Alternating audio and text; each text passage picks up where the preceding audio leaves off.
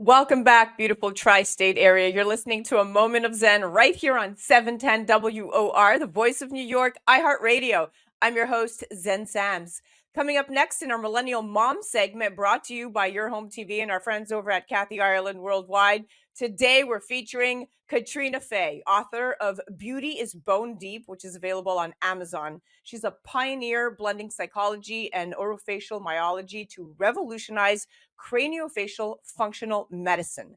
As an educator, author, and podcast host of Nurturing Healthy Faces, she dives into respiratory health, sleep science, and facial development, sharing insights from global experts. With over a decade of research, Katrina offers a holistic view on human vitality, combining neuropsychology with craniofacial expertise. When she's not advancing her field, she's exploring the world with her husband and her 3 awesome kiddos. She joins me today to chat about why you should not use braces on growing children. Welcoming now to the show is the trailblazing Katrina Fahey. Welcome, superstar. Hi, Zen Sam. It's fabulous to be on your show today. I'm so glad that I'm here. Oh, so excited. Let's dive right in. So, Katrina, can you explain why it's important to use Invisalign for expansion rather than to close gaps between teeth, and why holding off on braces of entirely avoiding them is the healthiest option? This is a great question because it really takes you to the underlying, the nitty gritty of the issue is how do we look at the face? And the issue that creates the overlapping teeth that people want to correct with Invisalign is actually that the craniofacial structure, the human jaws, which is 2/3 of the face, hasn't grown to its full size due to lifestyle reasons.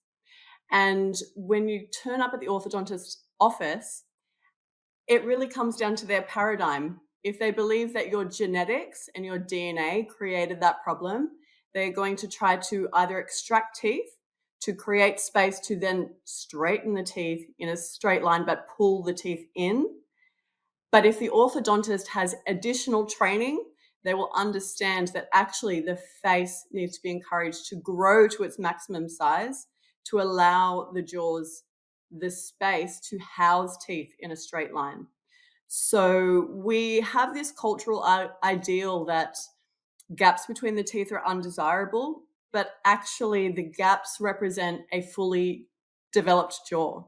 And if you're going to try to close those gaps with retraction orthodontics, you do risk then reducing the size of the jaw and the upper airway, because the mouth roof and the top jaw are right beneath the floor of the nasal cavity. So anything that's going to draw that in and back will push the tongue back into the throat because the oral cavity is reduced, but also risk minimizing the space within the upper airway of the nasal cavity. So we want to Wow. expand.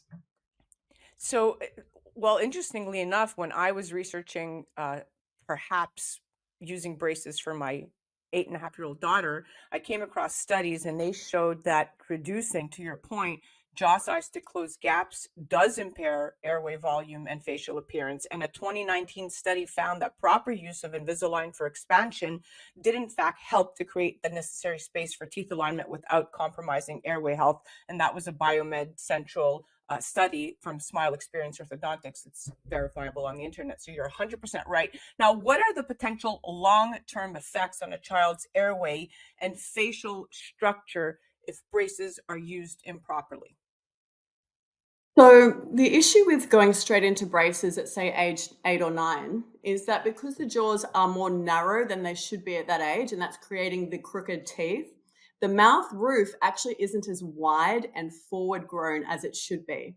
And so it's a high vaulted palate. We call it a V-shaped palate, where rather than being flat and broad, it's actually going up and encroaching on the upper airway from beneath. It's also known as an ogival palate in scientific papers. Now, this will be impacting the airflow they are capable of through the nose. And if you're only doing braces or Invisalign to shift teeth into a new position, the teeth either need to be flaring out to get them into a straight line because you haven't actually widened the jaw. You're just trying to push those teeth out so that they can create a straight line at the bottom. And when we look at these faces, we typically can see that they've had orthodontic work because it doesn't create a natural result. You're getting the flared teeth, the face is quite narrow, but there's this toothy smile. So what we want to do is wear a device in the roof of the mouth that gradually, through constant pressure applied to the mouth roof with the widening of a key, develop the palatine bones so that the mouth roof comes down flat and wide. And because the mouth roof is the same structure as the floor of the nasal cavity, you are now improving airflow.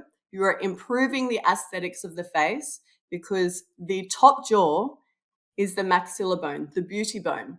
It contains the eye sockets, the nasal bridge, cheekbones, mouth roof, and top dentition. When this is forward and large, like a supermodel, then this is a healthy face. This is a face with room for the tongue to sit forward away from the throat, suctioned on the mouth roof, and a face that can oxygenate the blood properly with a healthy airway.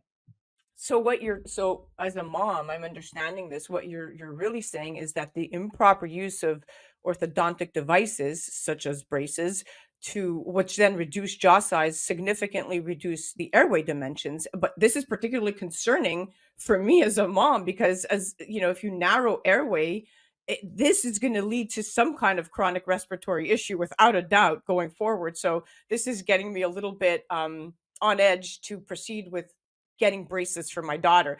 But I'd love to know more. So how does jaw growth in children differ from adults? Because there's, we do see adults getting braces. And why should this impact the orthodontics decision? Mm.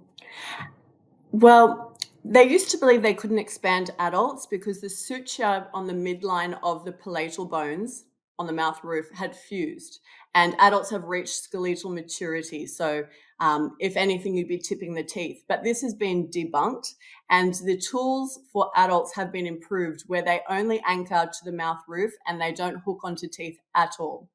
So there's no barrier for adults to do this, but the similarity for both adults and kids who are still growing is that you don't want to jump straight into braces because when you do that and just shift teeth slightly, you've ignored that high V-shaped palate that's signaling you have a narrower airway than your maximal. And so adults and adolescents or kids should be expanding their jaws. And if the teeth are still rogue and doing strange things at that point, or there's a really big gap people don't like, that can be corrected with braces. But it's not necessarily always the braces later that are the problem.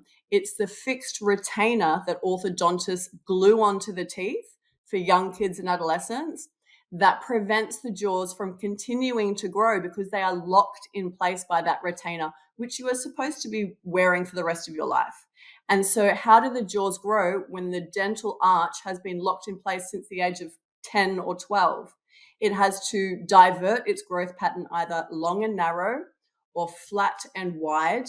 But either way, it's not resembling the individual's genetic potential, and it may not have allowed the airway to get to its maximal size. That's a lot. Now, can you elaborate on the relationship between facial structure and some of the more chronic health conditions that we're seeing? We have being mindful, 4 minutes left. So many people today believe that, supermodels are genetically blessed and idolized, but actually they are developmentally blessed. They have really large jaws and an ability to oxygenate well. Most people should look this way. They should have broad mid faces, which signifies a healthy airway. But because we look around and once you hear this information, you notice it everywhere. People go, I can't stop looking at others' maxilla. I'm noticing it all the time that people have they have a flat or narrow mid face, and this is especially through midlife to older age. The face caves in and it takes the airway with it. If you have a flat mid face that never grew forward or it is too narrow, you will have difficulty respirating through the nose. Now, that is the body's key way to oxygenate properly. If we rely on mouth breathing because we have air hunger through the upper airway of the nose, we are in oxidative stress because the mouth does not draw in nitric oxide, which is our vasodilator, which actually opens up the circulatory system, allowing blood flow to carry very efficiently. Instead, arteries are tight. Our heart has to speed up because it's trying to carry oxygen through tight veins, but it never drew in enough oxygen because when we mouth breathe, it's thoracic and only to the top of the chest. It's not deep and diaphragmatic like nasal breathing. And because it's a rapid style of breathing, the gas exchange between oxygen intake and carbon dioxide output is messed up. And so people are in oxidative stress and they can't turn off their central nervous system's sympathetic overdrive. And so this creates inflammation, accumulation of free radicals, and literally speeds up the aging process. So it's so key to getting your health in order. It's not just all about diet and exercise. Airway is playing a huge role in people's depression, anxiety, sleep quality, weight gain. It's permeating basically every aspect of their life emotionally as well. So it's been overlooked in healthcare, and we're just opening our eyes now, looking at all of the scientific papers and saying, how have we missed this? Yeah, I mean, it seems like this is a major issue because, the implications of wearing these retainers daily for a child's jaw growth seems to be really scary. I mean, I know people that have been using retainers on their children since the child was, 6, 7 years old. I feel like this is so ill advised and misguided after listening to you speak. But anything that inhibits natural jaw growth by maintaining the teeth in a fixed position feels very counterproductive to me as a mom. And when you talk about this leading to altered facial growth patterns and potentially can cause issues with the TMJ, right, and overall dental health, this makes you want to stop and really look at all of the other options that feel less invasive than braces. Now, how can these improper orthodontic treatments, if you will, affect a child's breathing pattern and overall health, but specifically children? Are we looking at sleep apnea disorders? What should we be looking for? And should we equate it to the devices in their mouth? Mm. So the problem with the traditional orthodontic model that just puts kids straight into braces and then a retainer is that it didn't investigate the breathing style and the sleep quality of the child. So many children coming in with overlapping teeth are already mouth breathing, which means their tongue has taken a low position in the jaw. It's not suctioned on the palate where it would keep the maxilla wide, supporting nasal breathing. Instead, it is low, allowing the jaws to keep caving in.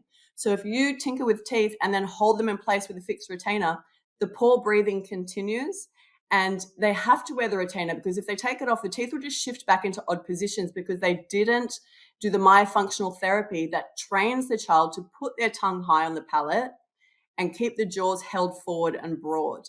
But children can't often do that until they get the airway repaired. And without expansion, they actually can't improve airflow nasally that would allow them to put the tongue on the palate. Because if you can't breathe nasally, you will breathe orally. Otherwise, you'll die, right? So there's this misunderstanding about how the muscles are governing breathing and sleep and where our teeth and jaws are placed. And that's missing from your standard dental and orthodontic curriculums. And parents, I feel for them because they think they're doing the best for their child. They're taking the advice of someone with qualifications, not knowing that had they walked into the office of that other orthodontist who was looking at it completely differently, saying we need to support airway growth and facial development first, they would have had a completely different outcome and their child would be flourishing. But parents do not understand we have a bipolar orthodontic system at present where there are two conflicting ways of looking at facial health, one based in science and the old model not supported by science. When they started pulling people's teeth out and saying, oh, well, your teeth are crooked because you inherited that problem, that's not founded in science. There's no science to support that. And what are we have about less than a minute left, but what are the benefits? I know there must be many after listening to you speak, but the benefits of early intervention with orthodontic treatments like palate expanders versus the latter. It sets your child on a pathway of normal learning and development. a balanced nervous system where they're getting enough oxygen, their sleep is quality each night, they're able to learn and socialize well. Even their spinal column is straighter because once their tongue is raised in the jaw and not hanging like this, they actually coordinate their body better. They become more athletic. Children who do myofunctional therapy actually start to coordinate themselves. They have more confidence. Their energy levels are higher. They can concentrate. Symptoms of ADHD start to decline. There are childhood disorders that actually can be reversed or prevented by expanding the jaws and supporting healthy airway growth. So It's simple, amazing. and the answer has literally been right under our nose the entire time. It No pun has. intended. No pun intended. Well, we are out of time. I had such an incredible time talking with you today. I learned so much, and that's what's important for me. Will I learn something after speaking with our experts? And the answer was yes. And now this is going to help me make a very informed decision for Alexa with respect to how I'm going to treat her misaligned teeth. So I thank you. That's wonderful. My pleasure. Early intervention with devices like palate expanders can definitely guide proper jaw growth and prevent severe dental issues, as Katrina just so eloquently put it. And this approach definitely helps create adequate space for teeth alignment and promotes better breathing patterns by expanding the nasal airway, which, of course, significantly improves a child's long term health. That was our Millennial Mom segment brought to you by Your Home TV and our friends over at Kathy Ireland. That was the amazing Katrina Fahey, author of Beauty is Bone Deep, available on Amazon. You could check her out on the gram at Nurturing Healthy Faces, or you could head to healthyface.com. You're listening to A Moment of Zen right here on 710 WOR, the voice of New York, iHeartRadio. We'll be right back after this.